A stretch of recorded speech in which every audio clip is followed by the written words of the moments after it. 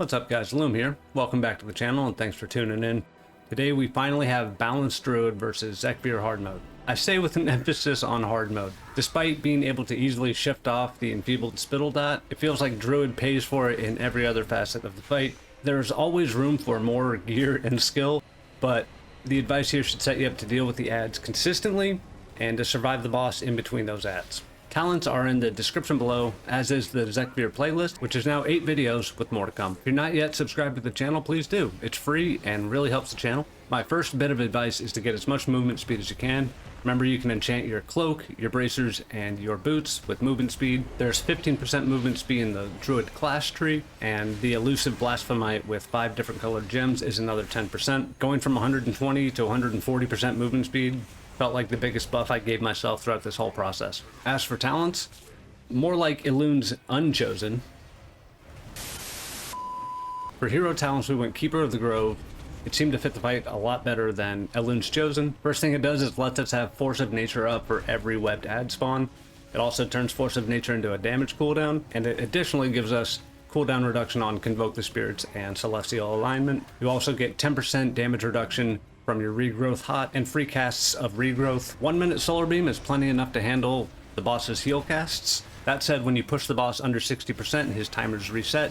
So if your Solar Beam is on 1 minute cooldown and you push boss, you're going to miss the next heal. This is the main reason I took Skull Bash. It also allows you to kick Web Blast if you spawn an ad. The plan is to survive until an egg spawns, at which point we Force of Nature, which taunts boss and gives us a little breathing room to deal with the webbed ad. And if you're casting Convoke, you're going to get a heal or 2 out of that, as well as be able to move while convoking. We keep dots up on Zekvir, we step on potions, we bear form in between bark skins, wildly liberal use of Regrowth and Renewal.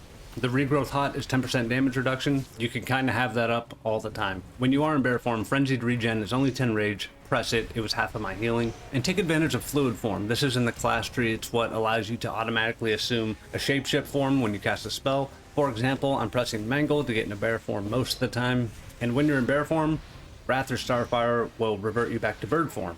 Saves a lot of button presses across the course of the fight, and also allows for additional casts where you otherwise wouldn't have the time to flip back into bird form and then start a new cast. The instant cast procs of Starfire also work to fluid form you back into bird form, which is super nice. Talk about the egg real quick. Just before the boss summons an egg, we want to Eclipse and then Force of Nature with the self-target macro. If Celestial Alignment is up, we can delay the Eclipse and just fire that off on the ad. It does impact damage and applies a free Stellar Flare. For the targeted version of Celestial Alignment, I do use an @cursor macro. All macros in the description below near the subscribe button. The trees will taunt and give us 3 stacks of Dream Burst, and we'll cast several Moonfires.